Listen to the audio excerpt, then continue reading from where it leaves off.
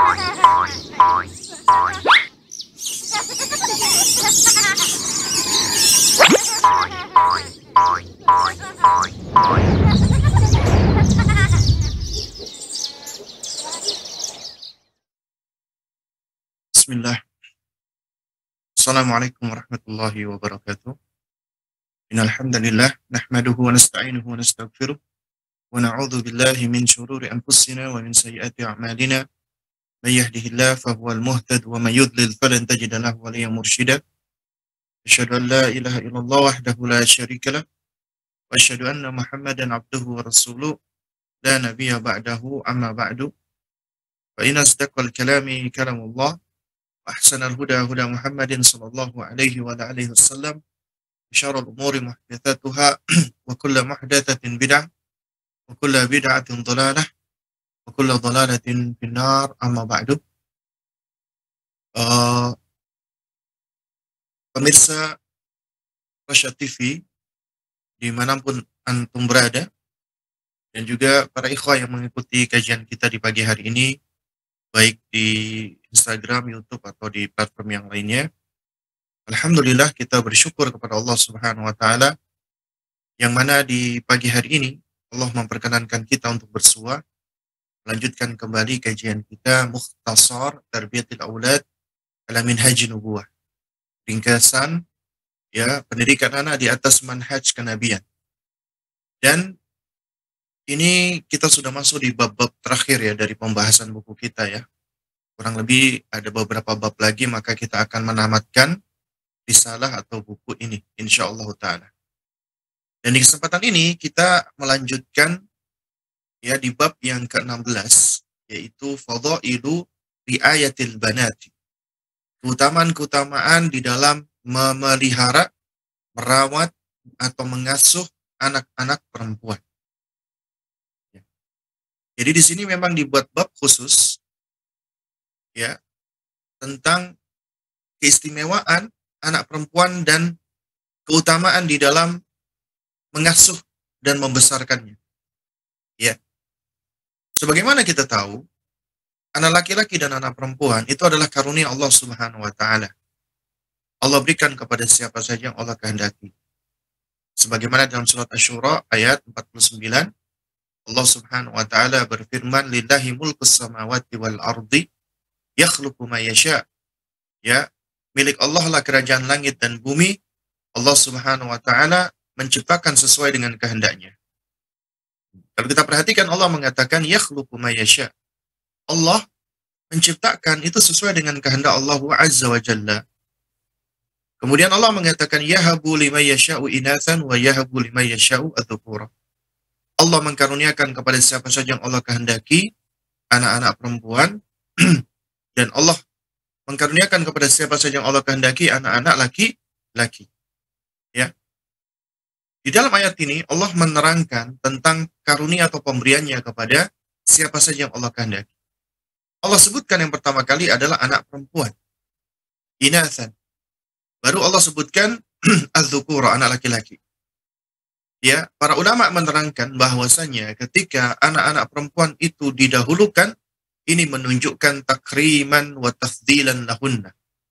Ya, pemuliaan dan pengistimewaan terhadap anak-anak perempuan. Dengan kata lain, anak perempuan itu istimewa.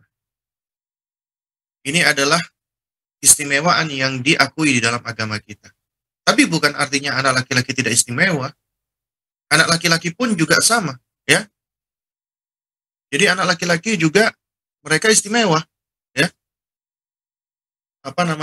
Mereka juga memiliki sejumlah keistimewaan, ya. Nah, bentar ya.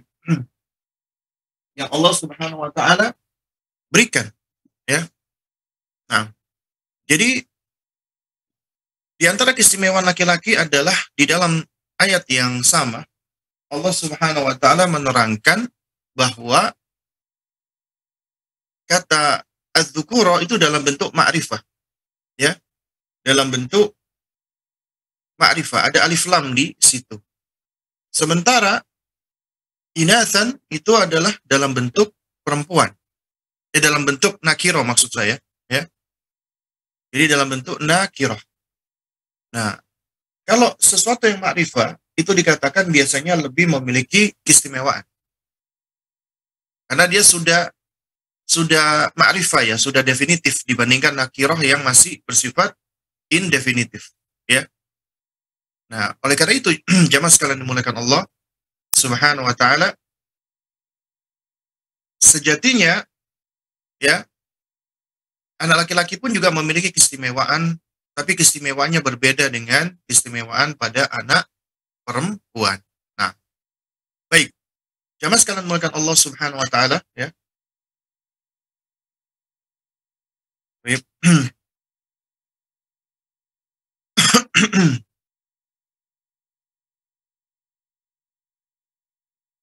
Berbicara tentang fadhail, ya, al-banat, keutamaan anak perempuan.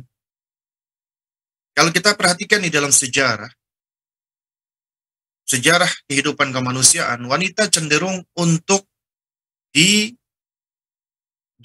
sebagai makhluk yang inferior, ya, makhluk yang terbelakang. Islam datang, Islam memuliakan wanita dan anak-anak wanita. Syekh Muhammad Said Ruslan hafizahullah di sini berkata, "Laqad kanatil mar'atu fil jahiliyati ta'ishu hayatan 'asiyatan," ya, asibatan jiddan, ya. Laqad kanatil mar'atu fil jahiliyati ta'ishu hayatan 'asibatan jiddan. Dahulu kaum wanita di masa jahiliyah mereka benar-benar hidup di dalam kesulitan yang sangat sulit, ya. Khususan fil mujtama'il Arabi, terutama di tengah-tengah komunitas orang-orang Arab, bangsa Arab. Ya. Fakana rijalu yakrahuna wiladatal banati kama huwa ma'lum. Ketika itu kaum laki-laki mereka enggak suka. Mereka benci dengan kelahiran anak-anak perempuan. Kama huwa ma'lum, sebagaimana ini sudah diketahui bersama di dalam sejarah, ya, itu sudah menjadi suatu fakta dan data. Bagaimana wanita di zaman dahulu itu begitu dihinakan, termasuk di kalangan atau bangsa Arab jahiliyah terdahulu. Wa kama wasafa Allah tabaraka wa ta'ala, ya, sebagaimana yang telah diceritakan atau disifatkan oleh Allah Subhanahu wa taala di dalam Al-Qur'an. Faminhum man kana yadfinuha wa hiya hayyatun. Ya, di antara mereka orang-orang Arab jahiliyah terdahulu ada yang tega menguburkan bayi perempuannya hidup-hidup. Ya. Wa yaj'aluna hadzal amra ya'ni law anna al-binta dhallat ya hayyatan yaj'aluna dzalika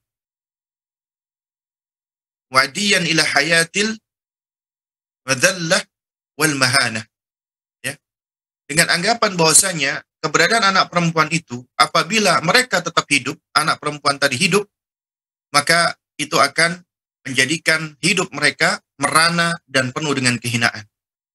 Mereka menganggap keberadaan anak perempuan itu adalah sebab kehinaan yang membuat mereka merana, membuat mereka merasa rendah.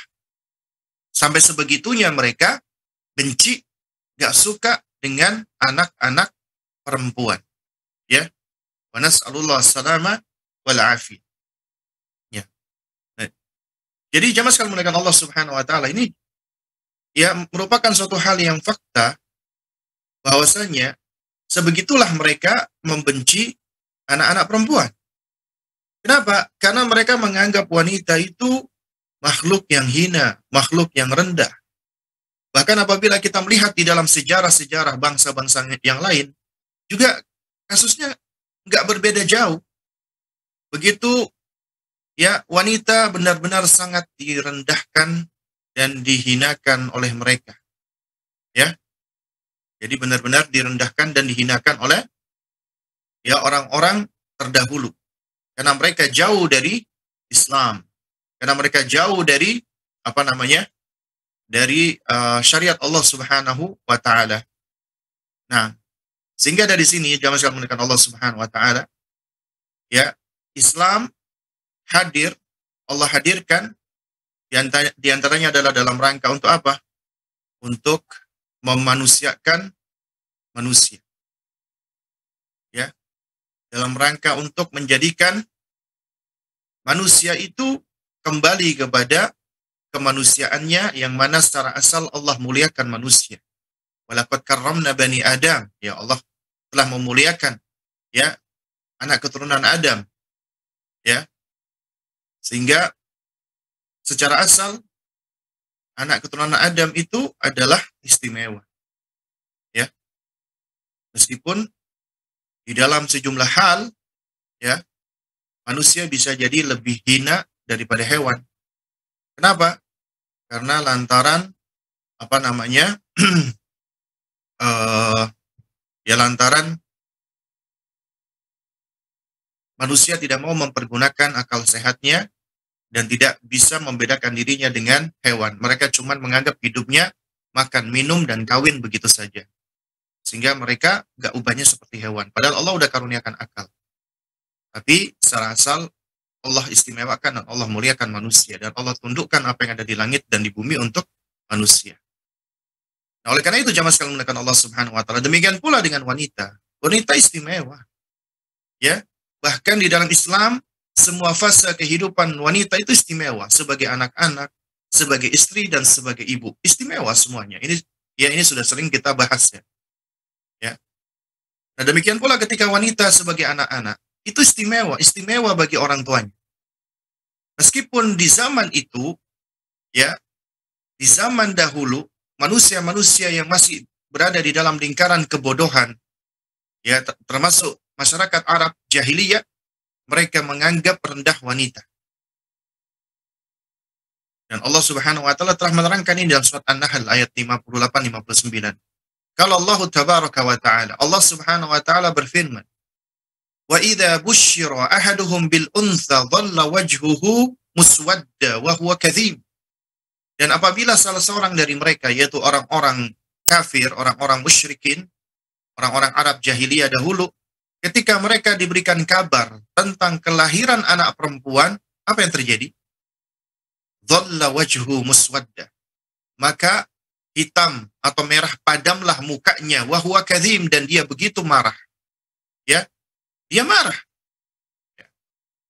Kenapa? Karena dia punya anak perempuan. Padahal manusia nggak bisa memilih nih. Ya, yatawara minal qaumi min su'i ma busyira bihi ayumsikuhu ala hunin am yadussuhu fit turabi ala sa'a ma yahkumun. Ya, ia menyembunyikan dirinya dari orang banyak.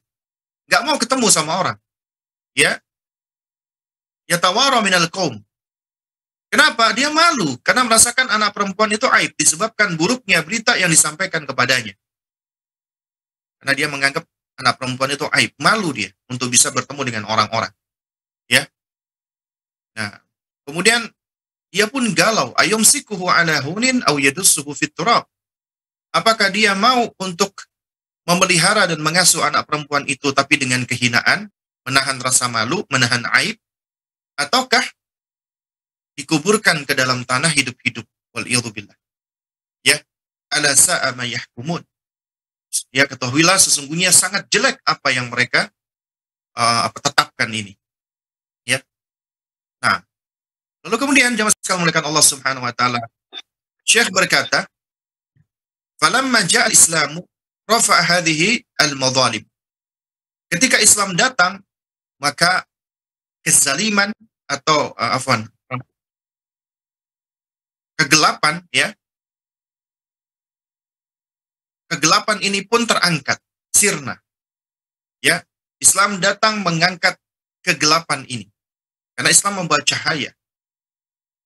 Dan di mana ada cahaya, maka disitulah kegelapan akan mulai menyingkir. Karena cahaya nggak bisa bersatu dengan kegelapan. Ya. Dan ketika ada cahaya, maka kegelapan itu akan menyingkir. Akan sirna dan hilang, apalagi kalau cahaya itu semakin kuat. Dan Islam mengangkat dan menghilangkan kegelapan ini. Dan ini adalah kegelapan karena merendahkan manusia, merendahkan wanita. Wa a'tallahu tabaraka wa ta'ala al-mar'ata haqqaha. Dan Allah Subhanahu wa taala pun menunaikan atau memberikan haknya wanita. Itulah Rabb kita Subhanahu wa taala. Allah yang menciptakan, Allah yang memiliki, Allah yang menguasai, Allah yang mengatur. Dan Allah mengakui haknya hamba. Allah berikan dan Allah penuhi.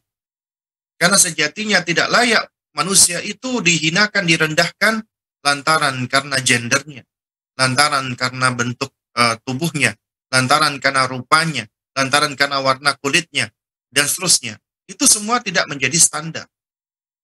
Karena yang menjadi standar di sisi Allah Subhanahu wa taala adalah ketakwaan. Inna akramakum indallahi atqakum. Sesungguhnya yang mulia di antara kalian di sisi Allah adalah yang bertakwa kepada Allah Subhanahu wa taala. Jadi bukan gender, bukan jenis kelamin, bukan warna kulit, bukan bentuk rambut, bentuk hidung, dan lain sebagainya, bukan. Karena Allah tidak melihat pada itu semua. Itu semua adalah suatu hal yang sudah Allah Subhanahu wa taala berikan dan tetapkan kepada hamba-hambanya. Karena Allah sudah yusawwirukum fil arham kaifa yasha. Allah Subhanahu wa taala sudah membentuk kalian di dalam rahim-rahim ibu-ibu kalian sesuai dengan kehendaknya. Berarti yang menentukan bagaimana bentuk kita Allah Subhanahu wa taala. Dan ketika Allah menentukan itu semua, Allah sudah menentukan sesuai dengan keadilannya, sesuai dengan hikmahnya. Dan sungguh celaka mereka-mereka yang merasa tidak puas dengan apa yang Allah tentukan kepada dirinya. Ya. Makanya Allah Subhanahu wa taala memberikan haknya wanita. Wa a'adaha ila ma yanbaghi an takuna alaihi. Dan Allah Subhanahu wa taala mengembalikan wanita kepada statusnya, kedudukannya yang sesuai dengan mereka. Ya. Insanatun laha qalbun tuhissu wa tash'aru wa tuhibbu wa takrahu. Yaitu sebagai manusia. Manusia yang berjenis kelamin wanita. Ya, insanatun laha qalbun, yang memiliki hati. Tuhissu wa tash'aru, yang hati itu bisa meraba dan merasa. Bisa sensing dan bisa feeling. Wa tuhibbu wa takrahu, yang bisa mencinta dan membenci. Itulah wanita. Ya. Makhluk yang dia memiliki hati. Dia bisa sensing sesuatu, tuhissu, dan dia bisa tash'aru, feeling, merasakan sesuatu. Dan memang demikianlah dominannya wanita, mereka lebih dipengaruhi oleh perasaan dan emosinya. Dan itulah diantara keistimewaan dan keunikan mereka dibandingkan laki-laki.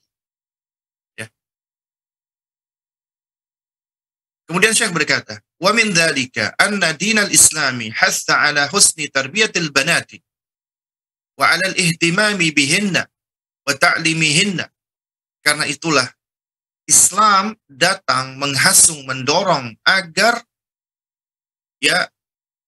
kita mau untuk mendidik anak perempuan dengan baik, memperhatikan mereka dan mengajari mereka. Karena mereka punya hak untuk diperlakukan dengan kebaikan. Mereka punya hak untuk diperhatikan. Mereka punya hak untuk diajarkan ilmu, pengetahuan, adab, dan seterusnya.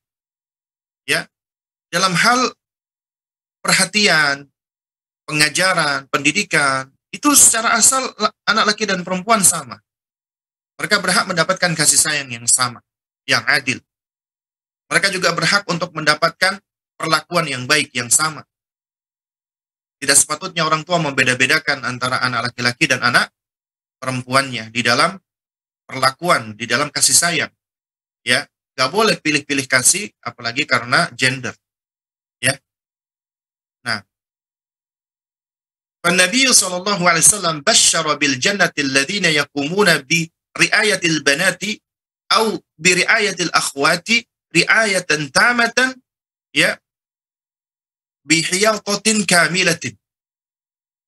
Nabi sallallahu alaihi wa alihi wasallam memberikan berita gembira, yaitu berupa surga Allah Subhanahu wa taala bagi mereka yang mau ya menegakkan tanggung jawabnya untuk merawat anak-anak perempuan atau merawat saudari-saudari perempuan mereka. Ini perhatikan.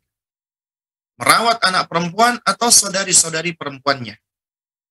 Ya, ri'ayatan tamatan bihiyaqatin kamilatin.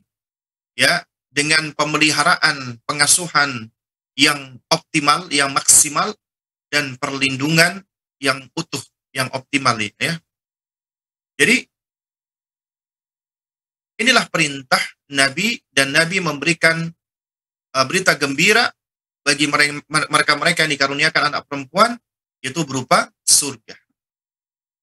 Karenanya anak perempuan itu, sebagaimana dikatakan oleh Fadilatul Syekh Saleh Al-Utsaimin, hafizahullahu ta'ala, beliau pernah mengatakan bahwasanya ya yang namanya al-banat, ya anak-anak perempuan itu ya mereka memiliki fadilah al-jimaini, ya dua huruf jim, sebagai jannah, surga bagi orang tuanya, sebab orang tuanya bisa dimasukkan surga, dan sebagai junnah, pelindung atau perisai orang tuanya dari siksa neraka.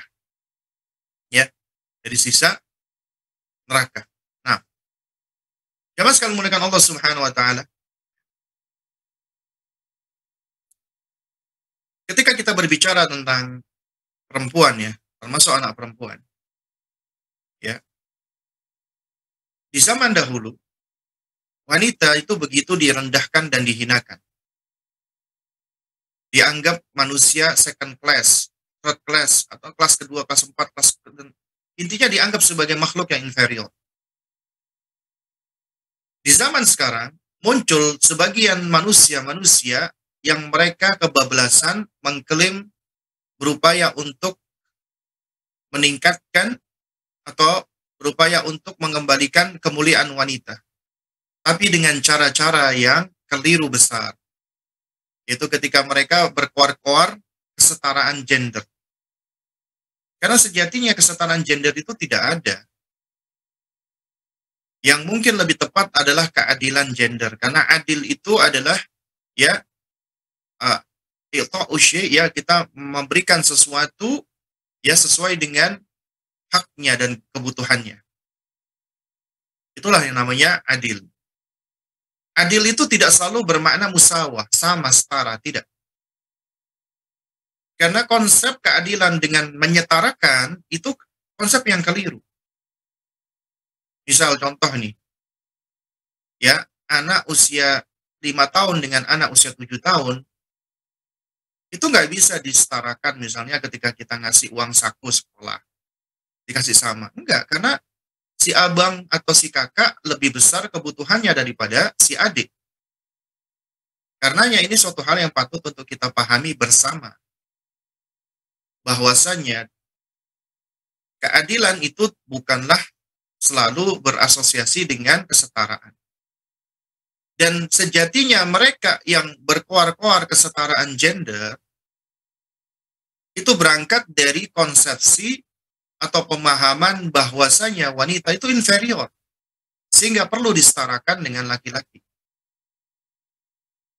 Dan celakanya lagi adalah mereka yang mengkoar-koarkan tentang kesetaraan dan kesetaraan gender, ternyata mereka adalah orang-orang yang paling menghinakan wanita, merendahkan wanita dengan model atau gaya baru.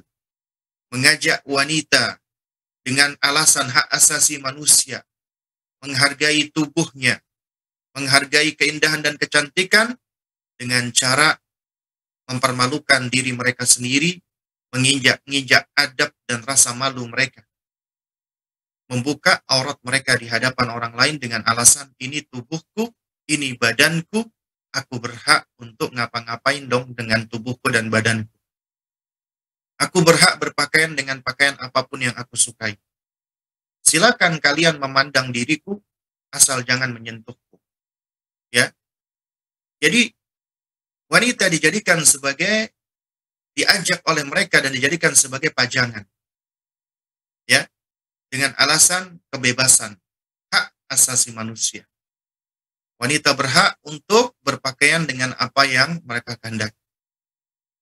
Manakala terjadi pelecehan-pelecehan seksual, jangan salahkan kami wanita, tapi kalian laki-laki, ya, yang tidak bisa menjaga diri kalian, yang memang kalian hanya begini dan begitu. Pokoknya yang disalahkan laki-laki jadinya, ya.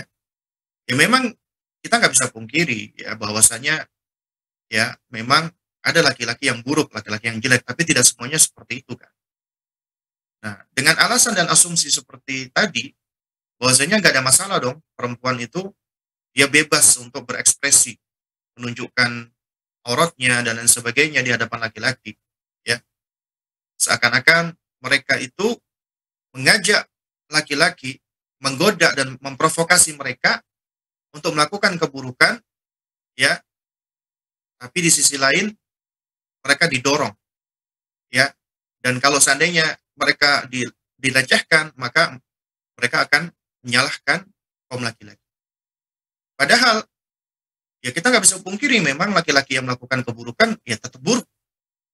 Tapi ketika mereka diprovokasi dengan suatu keburukan, kemudian mereka melakukan, maka nggak bisa yang disalahkan cuman kaum laki-lakinya saja. Ya, nggak bisa. Ibaratnya seperti ada seorang wanita yang menggoda laki-laki. Dia menunjukkan auratnya, dia menunjukkan kecantikannya, sehingga akhirnya membangkitkan hasad ya pada sebagian laki-laki. Lalu kemudian ketika dia dilecehkan, dia merasa hanya dirinya sebagai korban. Padahal laki-laki tadi juga menjadi korban ketika dia menggoda si laki-laki tadi. Ya. Nah, ini adalah konsep-konsep yang diangkat oleh mereka kaum feminis dengan alasan kesetaraan gender, tapi ternyata membawa wanita-wanita keluar dari kodratnya dan menghilangkan rasa malunya. Ya, haya yang merupakan mahkota keindahan wanita itu dikikis oleh mereka. Ini tentunya suatu hal yang berbahaya. Ya. Dan sekarang wanita itu dijadikan sebagai properti umum. Kita lihat ya, bagaimana konsepnya mereka orang-orang feminis. Ya. Mereka mengajak wanita-wanita kerja sesuai dengan apa yang mereka inginkan. Dan mereka pun ya nggak mempermasalahkan ketika wanita itu ketika ada launching produk, ya coba kita perhatikan launching produk. Coba yang seringkali menjadi representatif untuk menarik manusia agar mendekat kepada produk siapa? Wanita. Dengan pakaian-pakaian yang apa?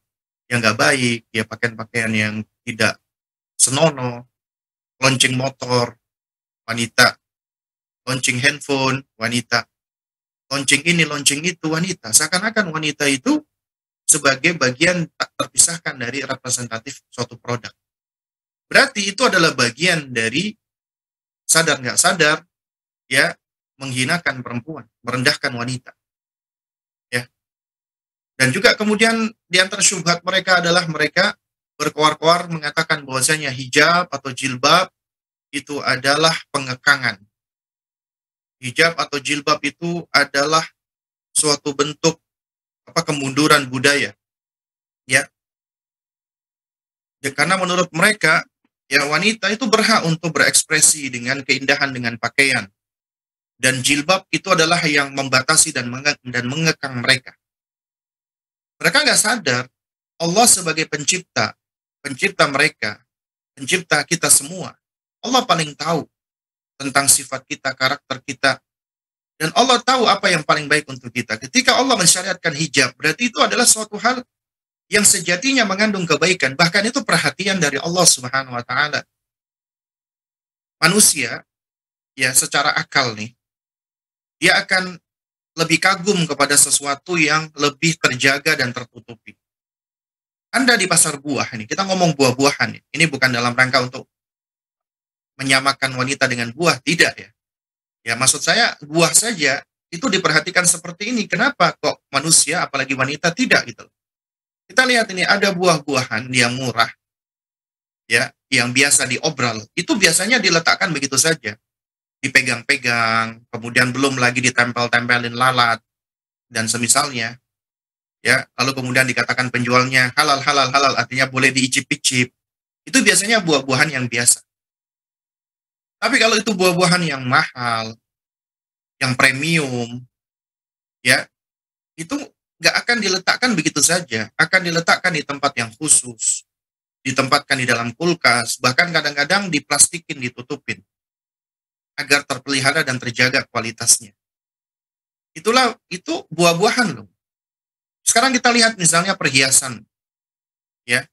Perhiasan yang standar, yang biasa, yang murah, apalagi yang palsu, itu diobral begitu saja, ya.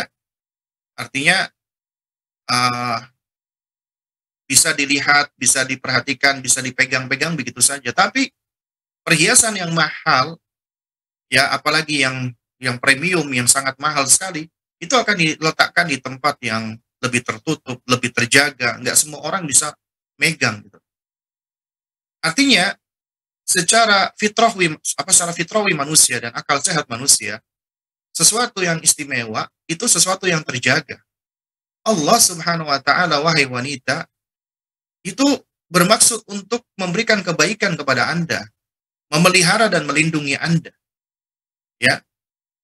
Dan mereka kaum feminis yang mengajak wanita-wanita untuk membuka hijabnya, untuk mempertontonkan auratnya, itu seperti ibaratnya dia, ya, memerintahkan kura-kura untuk keluar dari tempurungnya. Ya. Atau seperti apa namanya? Bekicot yang diperintahkan untuk keluar dari kangkangnya. Bukan artinya kita ibaratkan wanita sama dengan bekicot, ya, bukan. Maksud saya ini adalah kiasan, ya, yang menunjukkan bahwasanya cangkang bagi bekicot atau bagi keong atau bagi kura-kura itu pelindung baginya, penjaga yang akan menjaga anggota tubuhnya. Ya. Melepaskan diri dari cangkang itu berbahaya, rentan, bisa membinasakan. Ya, dan mereka kaum feminis itu mengajak kepada hal-hal yang seperti ini. Dan sejatinya mereka mengajak kepada kerusakan dengan mengatasnamakan pembebasan wanita, tahrirul mar'ah. Tapi sejatinya mereka itu sedang masuk ke dalam perangkap iblis atau syaitan untuk menyeret wanita-wanita, ya, ke dalam neraka, sehingga akhirnya memang kenyataannya wanita lah sebagai penghuni neraka terbanyak dan terbesar. Lalu kemudian juga jamaah sekalian muliakan Allah Subhanahu wa taala. Ya. Wanita itu memang berbeda sama laki-laki. Dari sifat, karakter, fisik, morfologi, bentuk, itu beda, nggak sama. Allah ketika menciptakan perbedaan yang tampak saja, laki-laki itu cenderung secara fisik, ya, appearance, ya, itu Allah berikan tulang yang lebih besar, otot yang lebih besar, postur tubuh yang kelihatan lebih kuat. Karena memang punya tanggung jawab yang sesuai dengan apa yang Allah tetapkan. Sementara wanita, Allah jadikan itu, ya, mungkin secara fisik memang tidak sekuat laki-laki. Namun Allah ciptakan wanita itu dengan sifat-sifat yang lembut, yang halus, dan indah. Dan keindahan itulah yang dijaga oleh Islam. Agar wanita tidak menampakkan keindahannya kepada siapa saja, tapi ditampakkan hanya kepada orang-orang tertentu yang istimewa saja. Ya. Dan itulah nilai daripada kemuliaan wanita. Value-nya ada pada sejauh mana dia menjaga keindahannya. Dia hanya berikan kepada orang-orang tertentu, tidak malah dia pamerkan kepada setiap orang, seakan-akan dia menjadi sesuatu yang murah. Nah, dan kerusakan wanita itu sebab menjadi kerusakan suatu bangsa dan negara. Apabila anak-anak perempuan itu dirusak, maka akan kehilangan generasi berikutnya sosok ibu yang baik yang bisa mendidik mereka. Karenanya, kebaikan suatu bangsa itu nggak lepas dari wanita. Ketika Anda mendidik wanita dengan baik, membesarkan mereka, maka Anda sejatinya sedang mempersiapkan bangsa yang akan menjadi bangsa yang besar. Makanya dikatakan bahwasanya wanita itu adalah imadul bilad, pilarnya suatu negeri. Apabila wanita-wanita itu dididik dengan kuat, dengan baik, maka negara pun juga akan menjadi baik dan kuat.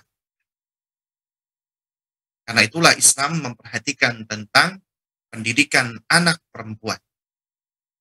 Bahkan Nabi SAW memberikan bisyarah, berita gembira bagi orang tua yang mendidik anak perempuannya. Ya.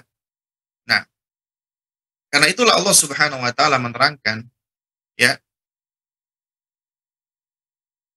kehendak Allah ketika mengkaruniakan anak sesuai dengan gender yang Allah tentukan, itu adalah suatu hal yang tentunya paling tepat. Karena Allah yang paling tahu tentang kebaikan bagi kita. Karena kaidahnya adalah, kata Allah Subhanahu wa taala dalam surat An-Nisa, ya, fa in karihtumuhunna fa asa an takrahu syai'an wa yaj'alallahu fihi khairan katsira. Boleh jadi kamu itu nggak suka dengan sesuatu. Ya, padahal Allah telah menjadikan banyaknya kebaikan pada sesuatu yang engkau tidak sukai tersebut. Ya. Dan anak-anak perempuan itu boleh jadi menjadi banyak sebab kebaikan bagi seorang hamba di dunia dan di akhirat. Ya. Dan membenci anak-anak perempuan itu sama dengan membenci apa yang Allah berikan. Ya, Allah karuniakan kepadanya. Ya. Nah, oleh karena itu makanya kata Syekh, wa min dzalika anna dinal islami hassa ala husni tarbiyatil banati wa ala al-ihtimami bihinna wa ta'limihinna. Ya, karena itulah Islam itu sangat menghasung, ya, agar mendidik anak-anak perempuan dengan baik, memperhatikan mereka dan mengajari mereka. Ya. Dan Nabi SAW itu memberikan berita gembira tentang siapa yang melaksanakan tanggung jawab ini, Allah berikan surga. Ya. Kemudian saya berkata, fal banatu qad tuftahu bihinna abwabul khairi wal barakat. Anak-anak perempuan itu bisa menjadi sebab yang akan membukakan pintu-pintu kebaikan dan keberkahan. Wa kana al-Imam Ahmad rahimahullahu idza wulida libnihi salihin ibnatun yaqulu. Ya, karena itulah Imam Ahmad rahimahullah ketika anaknya saleh, ya, dikaruniakan Allah anak perempuan, maka Imam Ahmad berkata, al-anbiya'u kanu aba'a banatin. Para nabi dahulu, ya, itu kebanyakan adalah bapaknya dari banat, anak-anak perempuan. Wa yaqul, lalu beliau berkata, wa ja'a fil banati ma qad alimta. Anak-anak perempuan ini, ya, memiliki sesuatu, yaitu keutamaan sebagaimana yang telah kalian ketahui. Ya. Kemudian kata Syekh, fa'alal insani ayyattaqillaha jalla wa ala, ya, fihinna bita'limihinna umuradihinna, ya, wabil hifadhi alaihinna wal insaki alaihinna fi qu'uri buyutahinna min ajli satri. Ya. Maka hendaknya, ya, wajib bagi setiap orang, setiap manusia, agar mereka bertakwa kepada Allah Subhanahu wa taala berkaitan tentang hak anak-anak perempuannya.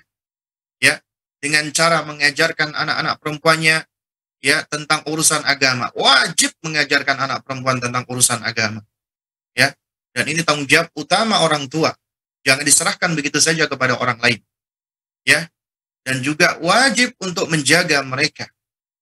Dan wajib, ya, untuk menahan mereka, ya, fi qu'uri buyutihinna min ajli satri. Yaitu agar lebih banyak berdiam diri di rumah sebagai bentuk asatr, proteksi. Bukan artinya kita melarang nggak boleh keluar sama sekali, bukan. Tapi Allah berkata, waqarna fi buyutikunna. Hendaknya kalian, wahai wanita, berdiam diri di dalam rumah. Kecuali apabila ada urusan, ada hajat. Tapi itu pun juga tetap harus dengan, ya, ketentuan yang udah Allah berikan, yaitu dengan cara berhijab dan tidak bertabarruj sebagaimana tabarrujnya orang-orang jahiliyah. Karena tempat yang paling utama bagi wanita adalah di dalam rumahnya. Ya. Yas'alullah ta'ala an yusbilahu wa an yusdilahu alaihinna. Dan hendaknya memohon kepada Allah agar memberikan bimbingan dan kemudahan kepadanya di dalam mendidik anaknya. Ya. Wa an Uqbah bin Amir, dari Uqbah bin Amir radhiyallahu taala anhu, sami'tu Rasulullah sallallahu alaihi wasallam yaqul, aku pernah mendengar Rasulullah sallallahu alaihi wasallam bersabda, ya, man kana lahu thalathu banatin wa sabara alaihinna wa kasahunna min jidatih kunna lahu hijaban minan nar. Siapa yang memiliki 3 anak perempuan, lalu dia bersabar kepada mereka, dan dia memberikan pakaian kepada mereka dari usahanya, maka anak-anak perempuan itu bisa menjadi hijab, bisa menjadi pelindung, ya, bagi orang tua tadi dari siksa neraka. Ya.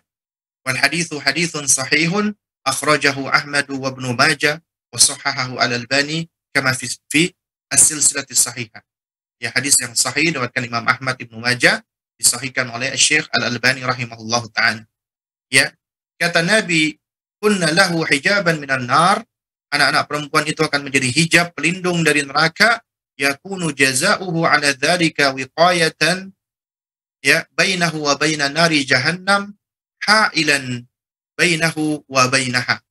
Ya, artinya balasan bagi orang tuanya adalah berupa wiqayah, berupa perlindungan antara dirinya dengan neraka jahannam, dengan adanya penghalang antara dirinya dengan neraka.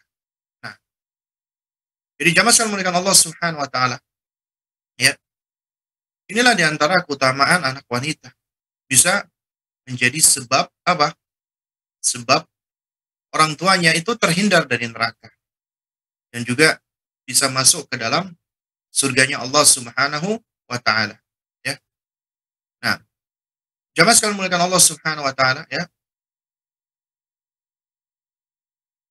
Kita lihat ya, apa namanya? Di dalam sejumlah hadis ya yang lain yang berkaitan tentang masalah apa namanya? Masalah mendidik anak perempuan ya. Ya. Kita lihat misalnya Ibunda Aisyah radhiyallahu taala anha, beliau pernah menceritakan, ja'atni imra'ah wa ma'aha ibnatani, ya. Aku pernah didatangi seorang wanita dan dia membawa 2 anak perempuannya, ya. Fasa'alatni falam tajid 'indi syai'an. Dia meminta sesuatu kepadaku, ya. Maksudnya ngemis ya, karena nggak punya sesuatu apapun. Tapi ternyata aku tidak memiliki sesuatu apapun ghairu tamratin wahidah, kecuali 1 butir kurma saja. Nah, coba perhatikan. Ibunda Aisyah radhiyallahu taala anha di rumahnya nggak punya apa-apa. Ketika itu yang beliau punyai cuma 1 butir kurma. Kemudian kata Ibunda Aisyah radhiyallahu taala anha, fa'ataituha. Kemudian aku berikan sebutir kurma itu kepadanya. Ya. Kemudian fa'akhadatha. Si wanita tadi mengambilnya. Kemudian qasamatha baina ibnataiha wa lam ta'kul minha syai'an. Kemudian wanita tersebut, ya, membelah kurma tadi menjadi 2 dan diberikan kepada kedua anaknya. Dan dia sendiri tidak turut memakan kurma tersebut, ya. Nah, thumma qamat fa kharajat wa ibnataha, ya, apa namanya? Ma'a ibnatah. Nah, kemudian wanita tersebut berdiri dan dia apa namanya? Keluar, pergi bersama dengan kedua anak perempuannya. Kemudian Ibunda Aisyah bercerita, fa dakhala alayya Nabi sallallahu alaihi wasallam. Ya. Kemudian Nabi sallallahu alaihi wasallam pun datang ke rumah dan aku ceritakan, ya. Fadathuhu haditsah. Aku ceritakan kejadian tadi. Faqala Nabi sallallahu alaihi wasallam, kemudian Nabi sallallahu alaihi wasallam bersabda, "Man ibtuliya minal banati bi syai'in fa ahsana ilaihinna kunna lahu sitran minan nar." Kata Nabi sallallahu alaihi wasallam, barang siapa yang diuji dengan anak-anak perempuannya, kemudian dia berbuat baik kepada mereka, maka anak perempuan tersebut akan menjadi sitter, menjadi penghalang dari neraka. Juga sama di dalam riwayat yang lain, juga dari Ibunda Aisyah, ini menunjukkan bagaimana ya, luar biasanya seorang ibu. Ya, beliau mengatakan, ja'atni miskinatun. Ada seorang wanita miskin datang menjumpai aku. Tahmilu ibnataini. Ya, wanita tadi dia membawa kedua anak perempuan. Ya, dia membawa dua anak perempuan. Nah, kemudian apa namanya? Kemudian kata Ibunda Aisyah radhiyallahu taala anha, ya, fa'amtuha thalatha tamarat. Maka aku pun memberikan 3 buah kurma untuk dimakan oleh mereka. Ya, fa'atat kulla wahida minha tamrah. Kemudian ibu tadi memberikan kepada masing-masing anaknya 1 buah kurma. Ya. Nah, kemudian beliau bercerita Ibunda Aisyah, falamma rafa'at ila fiha tamratan litakulaha, ya, ketika si ibu tadi dia bermaksud memakan 1 butir kurma tadi, kan ada 3, yang 2 udah dikasih kepada anaknya. Ketika dia hendak memasukkan ke dalam mulutnya, ya, maka anaknya melihat ibunya tadi karena merasa masih kurang, masih lapar. Ya. Kemudian apa yang dilakukan oleh si ibu tadi? Fashaqqatit tamrah allati kanat turidu an ta'kulaha. Ya. Maka kemudian ibunya tadi membelah kurma tadi yang sisa 1, kemudian diberikan kepada kedua putrinya. Ya. Kemudian kata Ibunda Aisyah radhiyallahu taala anha, fa'ajabani sya'nuha. Ya. Sungguh apa yang dilakukan oleh ibu ini sangat mengagumkan diriku. Ya. Kemudian aku pun menceritakan apa yang dilakukan oleh ibu ini kepada Rasulullah SAW. Maka Nabi mengatakan, innallaha aujaba laha biha al-jannah. Ya. Sesungguhnya Allah menetapkan baginya, bagi ibu tadi yang dikaruniakan oleh anak perempuan tadi, surga. Ya. Nah, jadi jamaah sekalian menekan Allah Subhanahu wa taala, ya. Jadi kita bisa perhatikan bagaimana banyak riwayat, ya, yang berbicara tentang keutamaan untuk mendidik anak-anak perempuan, ya, untuk mendidik anak-anak wanita, ya. Nah, jamaah sekalian menekan Allah Subhanahu wa taala.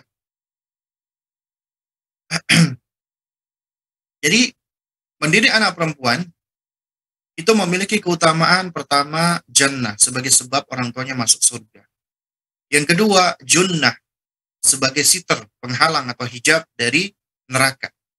Yang ketiga, ini tentunya yang lebih utama lagi, adalah orang tuanya itu bisa menjadi sebab, ya, anak perempuan tadi bisa menjadi sebab orang tuanya nanti dibangkitkan dekat dengan Rasulullah Sallallahu Alaihi Wasallam. Sebagaimana hadis yang diriwayatkan oleh Anas radhiyallahu taala anhu, beliau mengatakan, ya, Nabi SAW bersabda, man ala jaritaini hatta tablugha jaa yaumal qiyamah ana wa huwa wa dhamma asabi'ah. Siapa yang mengasuh 2 anak perempuan sampai dia dewasa, maka di hari kiamat kelak aku akan bersamanya. Ya, Nabi sembari mendekatkan jari-jarinya. Ya. Nah, di dalam lafaz yang lain dikatakan, dakhaltu ana wa huwa al-jannah kahataini wa asyara bi, ya, bi usbu'aihi. Maka aku dan dia akan masuk surga sebagaimana kedua jariku ini. Beliau sambil memberikan isyarat dengan kedua jari telunjuknya. Menunjukkan apa? Menunjukkan kedekatan. Dan ini tentunya adalah keistimewaan yang diberikan kepada orang tua yang memiliki anak perempuan. Ada privilege di situ. Nah, mungkin ada yang bertanya, ya, apakah hadis ini berlaku untuk anak laki-laki? Ketika kita berbicara tentang balasan, jaza yang diterangkan oleh Rasulullah, maka kita nggak bisa berbicara dengan bab kias, ya, mengkiaskan, ya, karena ini kita bicara tentang perkara ghaib. Sementara perkara ghaib, ya, perkara akidah, keimanan itu tidak berlaku kias padanya. Karenanya kita wajib untuk menerima dan mengambil sebagaimana lafaz yang datang yang diterangkan oleh Nabi. Artinya ini privilege bagi anak-anak perempuan. Ya, dan Allah yu'ti ya mayyasha. Allah berikan kepada siapa saja yang Allah kehendaki. Privilege tersebut. Jadi ini merupakan berita gembira bagi orang tua yang Allah berikan anak-anak perempuan. Lalu bagaimana dengan anak-anak laki-laki? Apakah nggak ada keutamaannya? Ada tentunya. Ya, tentunya keutamaan anak laki-laki itu ada. Namun kenapa yang lebih banyak disebutkan itu adalah anak perempuan? Ya, di antara hikmahnya adalah pertama, karena ya dari zaman dahulu hingga zaman sekarang ada kecenderungan manusia cenderung merendahkan perempuan dan anak-anak perempuan. Ya, cenderung untuk direndahkan dan dihinakan. Islam datang memelihara, menjaga dan mengistimewakan mereka. Kemudian yang kedua, di antara hikmahnya adalah ya berbeda dengan anak laki-laki. Anak perempuan apabila mereka telah dewasa, kemudian mereka telah menikah, maka ya kewajiban ketaatan anak perempuan berpindah kepada suaminya, tidak lagi kepada ayahnya, tidak lagi kepada orang tuanya. Artinya akan ada suatu fase di mana setelah orang tuanya mendidik anak perempuannya dengan begitu luar biasa, kelak anak perempuannya akan diserahkan kepada orang lain. Ya, tapi berbeda sama anak laki-laki.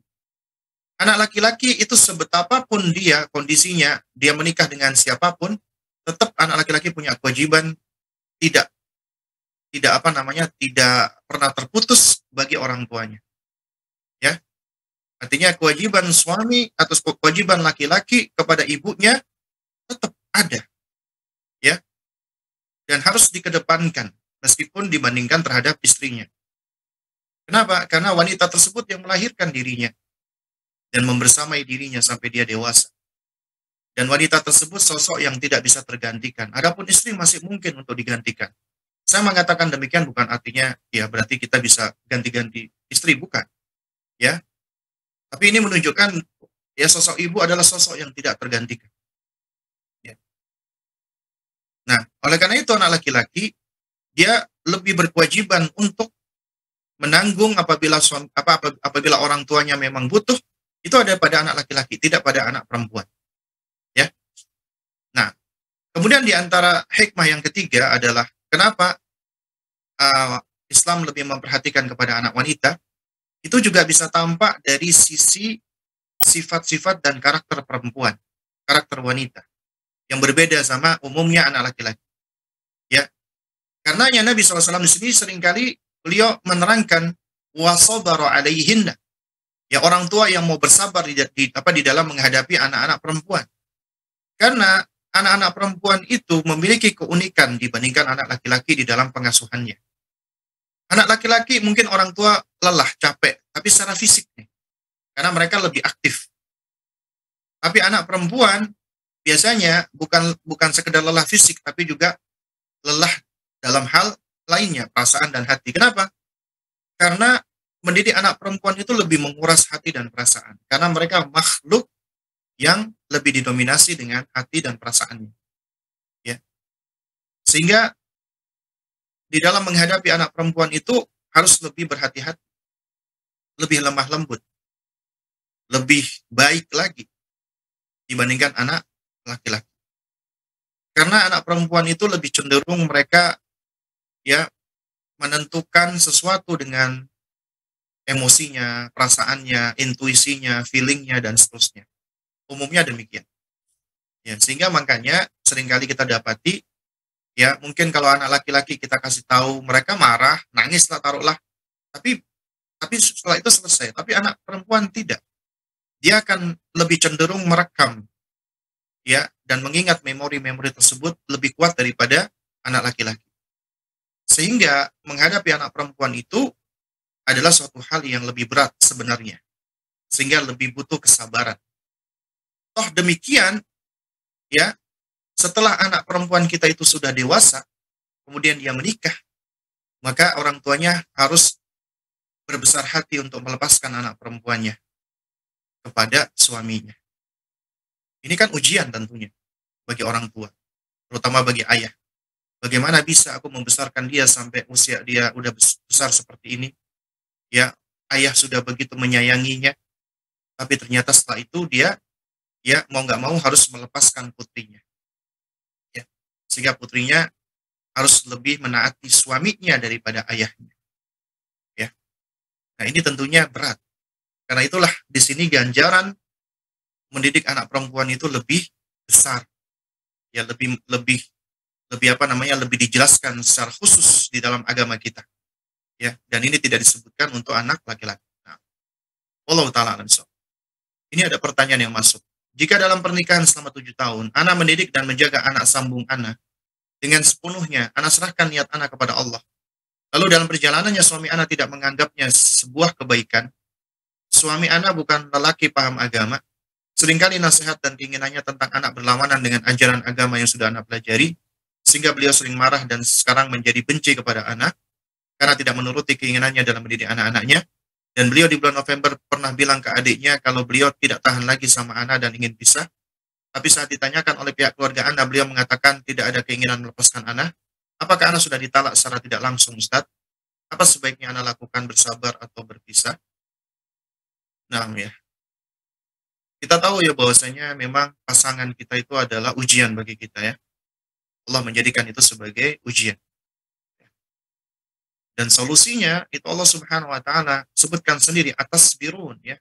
Ketika Allah mengatakan waja'alna ba'dakum ba'dan fitnah. Kami jadikan kalian satu dengan yang lainnya itu sebagai ujian. Atas birun. Maukah kalian bersabar? Karena memang kuncinya adalah bersabar menghadapinya. Ya. Sembari terus mengharapkan balasan dari sisi Allah Subhanahu wa taala, dan itulah ya yang lebih baik dan lebih menguatkan diri kita. Ya. Dan kita melakukan kebaikan memang akan diuji apakah kita benar-benar tulus ikhlas karena Allah ataukah kita melakukannya agar mendapatkan pengakuan, agar mendapatkan pujian. Ya, kadang-kadang kita merasa aku udah melakukan banyak hal.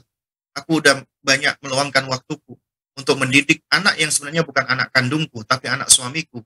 Aku sayangi dia dengan sepenuhnya, seutuhnya, tapi aku nggak diakui. Ya, suamiku nggak mengakuinya misalnya, maka nggak ada masalah. Kita melakukan itu semua bukan karena pengakuan, bukan untuk mendapatkan pujian dari manusia, tapi dari Allah. Allah tahu, Allah nggak akan sia-siakan itu semua.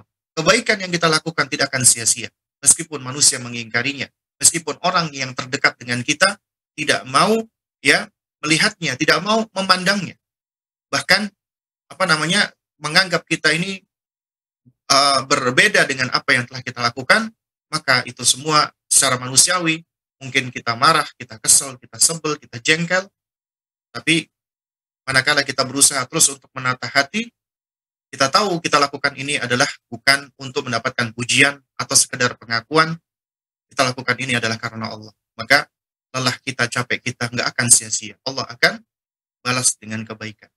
Lalu berkaitan dengan ketika suami mengatakan kepada orang lain, ya aku kepengen cerai, aku kepengen ini dan itu sebenarnya belum jatuh cerai. Belum jatuh perceraian. Sampai dia ucapkan ini di hadapan istrinya, baik secara ya sharih atau kinayah. Sorry artinya secara terang, misalnya aku ceraikan kamu. Ya, aku talak kamu, itu sorry, berarti jatuh cerai. Meskipun dia bercanda. Ya. Meskipun dia tidak berniat ketika dia mengatakan aku ceraikan kamu, jatuh perceraian. Karena ini perkataan-perkataan yang tidak berlaku guyon atau bermain-main padanya. Atau yang kedua, dia mengatakan, ya, aku pulangkan kamu ke rumah orang tuamu. Nah, kinayah yang enggak sorry, maka dikembalikan kepada niat.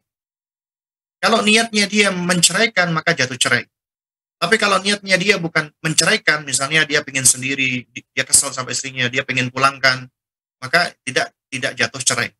Jadi dikembalikan kepada niat. Ya, apakah niatnya dia benar-benar niat menceraikan atau tidak? Nah, kemudian misalnya ada suami dia ngomong, wah aku akan gini sama istri kawan. Selama itu tidak disampaikan kepada istri, dia cuma menyampaikan yang seperti ini ya. Nah, selama itu tidak dia ucapkan apa kepada istri ataupun dia sengaja menyampaikan dengan cara mau wakilkan kepada keluarganya atau orang lain, maka wallahualam bishawab itu belum masuk jatuh ke dalam perceraian. Sampai ya secara nyata, secara jelas, karena pernikahan itu kan dibangun di atas sesuatu yang jelas, yang nyata. Ada akad nikah. maka tidak bisa akad nikah ini itu di apa namanya eh, dipatahkan atau diputuskan dengan sesuatu hal yang masih nggak jelas.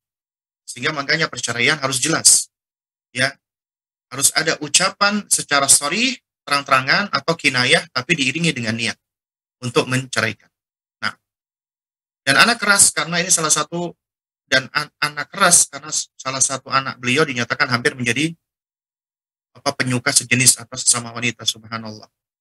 Mohon nasihatnya Ustaz, apa yang harus Anda lakukan sebagai seorang istri? Ya, nah. Jadi banyak bersabar kepada Allah Subhanahu wa taala, ya. Jika misalnya anak perempuan itu anak sambung anti yang sudah Anda didik dengan sebaik-baiknya, Anda berusaha sebaik-baiknya meskipun mungkin menurut dia, menurut orang lain tidak baik. Yang penting kita udah berusaha sebaik-baiknya. Karena Allah melihat usaha kita, upaya kita, bukan melihat hasil, ya. Dan terus kita curahkan perhatian kita, kasih sayang kita, dan terus kita hadirkan dan kita tata hati kita dan kita niatkan itu semua karena Allah Subhanahu wa taala, insyaallah taala apa yang kita lakukan ini enggak akan sia-sia, akan berfaedah di dunia dan di akhirat, ya. Dan jangan lupa banyak berdoa kepada Allah. Doa minta kepada Allah agar Allah senantiasa menguatkan kita, mengistiqomahkan kita, memberikan kita ilmu yang bermanfaat, bisa menjadikan seorang ibu yang solihah dan bisa menginspirasi anaknya untuk menjadi anak yang solihah atau soleh, ya. Kemudian doakan suami agar mendapatkan hidayah, agar suami bisa menjadi imam yang baik, ya, agar suami memiliki kesabaran, agar suami bisa menjadi suami yang soleh dan seterusnya, doakan. Kemudian doakan juga anak, ya, agar anak kita dilindungi dari keburukan, bisa menjadi wanita-wanita yang salihah, ya. Jadi doanya ibu itu makbulah. Anda wahai para ibu, status Anda sebagai ibu mustajabah doanya. Apalagi jika Anda iringi dengan, ya, Anda kombinasi dengan waktu-waktu yang mustajabah, ya. Anda berdoa dikala antara azan dan iqamah. Anda berdoa di sepertiga malam terakhir. Ketika hujan turun, Anda berdoa meminta kepada Allah. Ketika Anda sujud, Anda berdoa meminta kepada Allah. Dan nggak akan sia-sia doa-doa yang kita langitkan kepada Allah Subhanahu wa taala. Dan itu adalah silahul mukmin, senjatanya mukmin. Ketika kita merasa kita lelah, kita capek, semua upaya kita kok kayak nggak begitu berguna, maka segera kita menyepi, berkhalwat, minta tolong kepada Allah Subhanahu wa taala. Karena insya Allah dengan kita bersandar kepada Allah, Allah tidak akan, ya, menyia-nyiakan hamba-hambanya yang mau bertawakal, bersandar kepada dirinya. Kalau kita bersandar kepada makhluk, kita akan, ya, kecewa. Tapi apabila kita bersandar kepada Allah, kita sekali-sekali tidak akan kecewa, ya. Karena ketika kita mau percaya dan bersandar kepada Allah, Allah akan memberikan jalan keluar kepada kita. Itu udah janji Allah Subhanahu wa taala. Asalkan kita benar-benar melakukannya dengan cara yang baik. Nah, baik, mungkin ini yang bisa saya sampaikan di kesempatan kita pada pagi hari ini menjelang siang. Mudah-mudahan apa yang saya sampaikan ini bisa memberikan manfaat untuk kita semua. Yang hak datangnya dari Allah, yang batil datangnya dari diri saya pribadi. Kita tutup dengan kafaratul majelis. Subhanakallahumma wa bihamdik, asyhadu an la ilaha illa anta, astaghfiruka wa atubu ilaik. Wassalamualaikum warahmatullahi wabarakatuh.